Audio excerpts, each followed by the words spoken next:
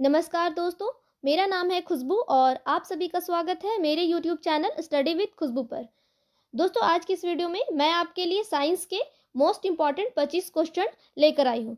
दोस्तों, मैंने इस वीडियो में सारे प्रश्न सेलेक्टेड और इम्पॉर्टेंट लिए हैं। दोस्तों, मैंने उन्हीं प्रश्न को इस वीडियो में कवर किया है जो आपके एग्जाम के लिए काफ़ी इम्पॉर्टेंट हैं। दोस्तों, चलिए आप वीडियो को स्टार्ट करते हैं।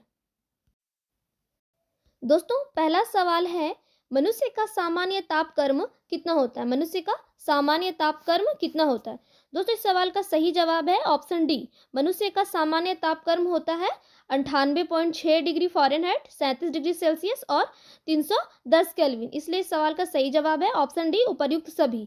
फ़ारेनहाइट पे होता है 98.6, सेल्सियस में 37 डिग्री और केल्विन में 310।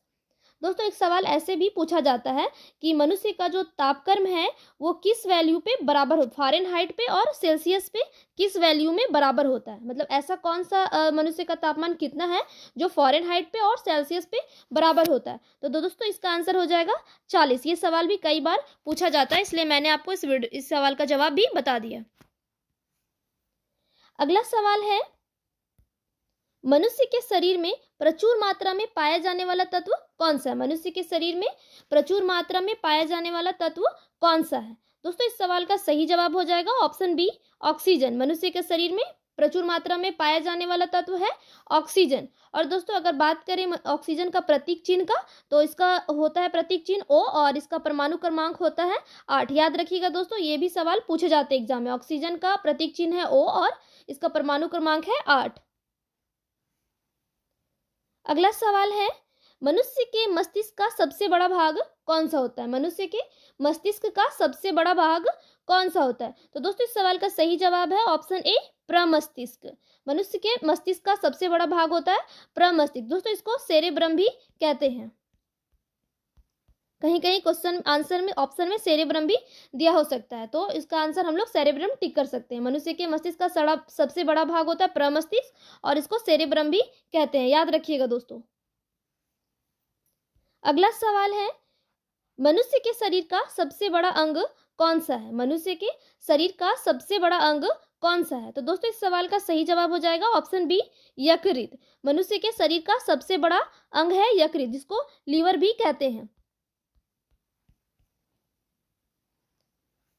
अगला सवाल है, मनुष्य के शरीर में टिबिया नामक हड्डी कहाँ पाई जाती है? मनुष्य के शरीर में टिबिया नामक हड्डी कहाँ पाई जाती है? तो दोस्तों, इस सवाल का सही जवाब हो जाएगा ऑप्शन ए, टांगों में। टिबिया नामक हड्डी टांगों में पूछी जाती है। दोस्तों, सवाल बहुत ही इंपॉर्टेंट है, कई बार एग्जाम में पूछा जा चुका है, इसलिए याद रखिएगा। टिबिया नामक हड्डी मनुष्य के टांगों में पाई जाती है।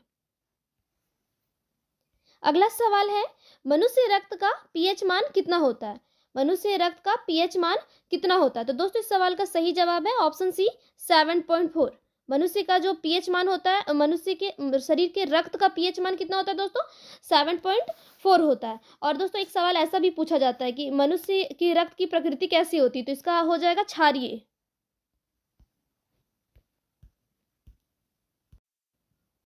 मनुष्य के रक्त का जो प्रकृति कैसा होता है दोस्तों? क्षारीय हो जाएगा इसका आंसर।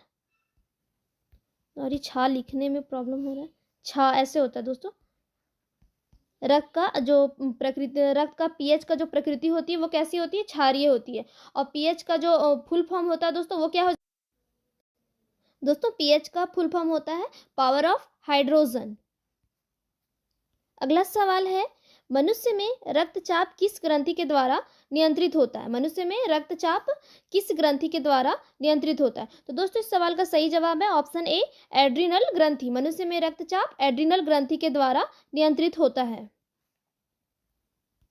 अगला सवाल है, मनुष्य के शरीर में सबसे छोटी हड्डी कहाँ पाई जाती है? मनुष्य के शरीर में सबसे छोटी हड्डी कहाँ पाई जाती है? दोस्तों, इस सवाल का सही जवाब है ऑप्शन डी, कान में। मनुष्य के शरीर की सबसे छोटी हड्डी कान में पाई जाती है दोस्तों, और उस हड्डी का नाम है स्टेपीज। मनुष्य के शरीर में सबसे छोटी हड्डी कान में पाई जाती है, स्टेपीज उसका नाम है। वेरी वेरी इंपॉर्टेंट क्वेश्चन है दोस्तों, याद रखिएगा। अगला सवाल है, मनुष्य के शरीर की सबसे बड़ी हड्डी कौन सी है? मनुष्य के शरीर की सबसे बड़ी हड्डी कौन सी है? दोस्तों, इस सवाल का सही जवाब है ऑप्शन बी, फीमर। मनुष्य के शरीर की सबसे बड़ी हड्डी है फीमर। और बात करते हैं दोस्तों कि हड्डी कहाँ पाई जाती है, तो इसका आंसर हो जाएगा जांग में। फीमर हड्डी जो है वो जांग में पाई जाती है।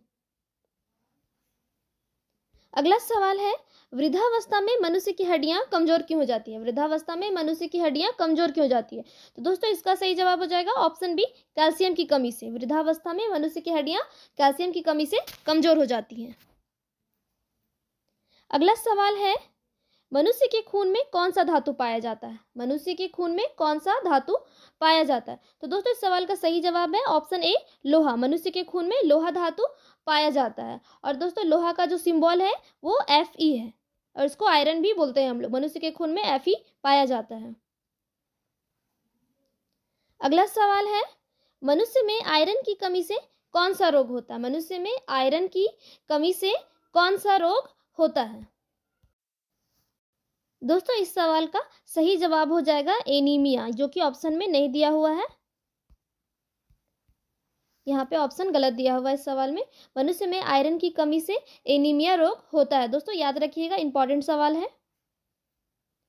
अगला सवाल है, मनुष्य के शरीर में हड्डियों की कुल संख्या कितनी होती है? मनुष्य के शरीर में हड्डियों की कुल संख्या कितनी होती है? तो दोस्तों इस सवाल का सही जवाब है ऑप्शन बी, 206। मनुष्य के शरीर में कुल 206 हड्डियां होती है। वहीं अगर नवजात शिशु की बात करें दोस्तों, तो नवजात शिशु में हड्डियों की कुल संख्या होती है 300। अगला सवाल है, मनुष्य के शरीर की सबसे बड़ी कोशिका का नाम क्या है? मनुष्य के शरीर की सबसे बड़ी कोशिका का नाम क्या है? दोस्तों इस सवाल का सही जवाब है ऑप्शन सी, तंत्रिका कोशिका। मनुष्य के शरीर की सबसे बड़ी कोशिका का नाम है तंत्रिका कोशिका। दोस्तों इसको न्यूरॉन भी बोला जाता है, याद रखिएगा, बहुत ही इंपॉर्टेंट सवाल है। अगला सवाल है, एक स्वस्थ व्यक्ति के शरीर में कितना लीटर खून होता है? एक स्वस्थ व्यक्ति के शरीर में कितना लीटर खून होता है? दोस्तों इस सवाल का सही जवाब है ऑप्शन ए, 4.5 से 5 लीटर। एक स्वस्थ व्यक्ति के शरीर में 4.5 से लेकर के 5 लीटर तक का खून होता है, याद रखिएगा। अगला सवाल है, मनुष्य का सामान्य रक्तचाप कितना होता है, या मनुष्य का ब्लड प्रेशर कितना होता है? दोस्तों इस सवाल का सही जवाब है ऑप्शन ए, 120/80 mmHg। दोस्तों यहाँ पर Hg का मतलब होता है पारा। मनुष्य का सामान्य रक्तचाप होता है 180/80 और Hg का होता है पारा। दोस्तों याद रखिएगा, Hg का मतलब होता है यहाँ पारा। अगला सवाल है, मनुष्य के शरीर का रक्त बैंक किसे कहा जाता है? मनुष्य के शरीर का रक्त बैंक किसे कहा जाता है? दोस्तों इस सवाल का सही जवाब है ऑप्शन ए, प्लीहा। शरीर का जो रक्त बैंक है वो प्लीहा को कहा जाता है। दोस्तों इसको तिल्ली भी कहा जाता है। कहीं कहीं ऑप्शन में तिल्ली भी रहता है, याद रखिएगा, कई बार पूछा गया ये सवाल। अगला सवाल है, मनुष्य के जीवन काल में कितने दांत 2 बार विकसित होते हैं? मनुष्य के जीवन काल में कितने दांत 2 बार विकसित होते हैं? तो दोस्तों इस सवाल का सही जवाब है ऑप्शन ए, 20। मनुष्य के शरीर में 20 जो दांत होते हैं वो 2 बार विकसित होते हैं। और दोस्तों मनुष्य के शरीर में दांत कितने होते हैं मैक्सिमम? तो उसका हो जाएगा 32। मैक्सिमम शरीर में 32 दांत होते हैं, और उसमें से 20 दांत जो होते हैं वो 2 बार विकसित होते हैं। अगला सवाल है, मनुष्य के शरीर की सबसे छोटी ग्रंथि कौन सी होती है? मनुष्य के शरीर की सबसे छोटी ग्रंथि कौन सी होती है? दोस्तों इसका सही जवाब है ऑप्शन बी, पिट्यूटरी ग्रंथि, जिसको पीयूष ग्रंथि भी बोला जाता है, और मास्टर ग्रंथि भी बोला जाता है। मनुष्य के शरीर की सबसे छोटी ग्रंथि है पिट्यूटरी ग्रंथि, जिसको पीयूष ग्रंथि और मास्टर ग्रंथि भी कहा जाता है। दोस्तों ये जो ग्रंथि है वो मटर के दाने के जितना छोटा होता है, और ये हमारे शरीर के मस्तिष्क में पाया जाता है। अगला सवाल है, मनुष्य के शरीर की पाचन नली लगभग कितने फीट लंबी होती है? मनुष्य के शरीर की पाचन नली लगभग कितने फीट लंबी होती है? तो दोस्तों इस सवाल का सही जवाब हो जाएगा ऑप्शन सी, 32 फीट। मनुष्य के शरीर की पाचन नली लगभग 32 फीट लंबी होती है। अगला सवाल है, अस्थि में कौन सा लवण सर्वाधिक मात्रा में होता है? अस्थि में कौन सा लवण सर्वाधिक मात्रा में होता है? तो दोस्तों इस सवाल का सही जवाब है ऑप्शन ए, कैल्शियम फॉस्फेट। मनुष्य के शरीर की अस्थि में कैल्शियम फॉस्फेट लवण जो है वो सर्वाधिक मात्रा में होता है। अगला सवाल है, मनुष्य के शरीर की किस अंग की हड्डी सबसे लंबी होती है? मनुष्य के शरीर की किस अंग की हड्डी सबसे लंबी होती है? तो दोस्तों इस सवाल का सही जवाब है ऑप्शन सी, जांघ। हमारे शरीर की जांघ की हड्डी जो है वो सबसे लंबी होती है। अगला सवाल है, मनुष्य के शरीर में पित्त कहाँ उत्पन्न होता है? मनुष्य के शरीर में पित्त कहाँ उत्पन्न होता है? दोस्तों इसका सही जवाब है ऑप्शन सी, यकृत में। मनुष्य के शरीर में जो पित्त है वो यकृत में उत्पन्न होता है। कहाँ उत्पन्न होता है दोस्तों? यकृत में, याद रखिएगा।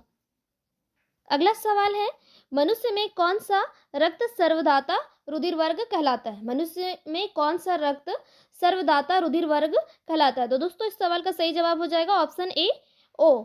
ओ ऐसा रक्त समूह है जो सर्वदाता कहलाता है, क्योंकि ये ए को भी दे सकता है, बी को भी दे सकता है और ए बी को भी दे सकता है, इसलिए इसको सर्वदाता रक्त रुधिर वर्ग कहलाता है। दोस्तों हमारे शरीर में जो रक्त समूह होते हैं वो कितने होते हैं? 4 होते हैं, ए बी और वो ओ।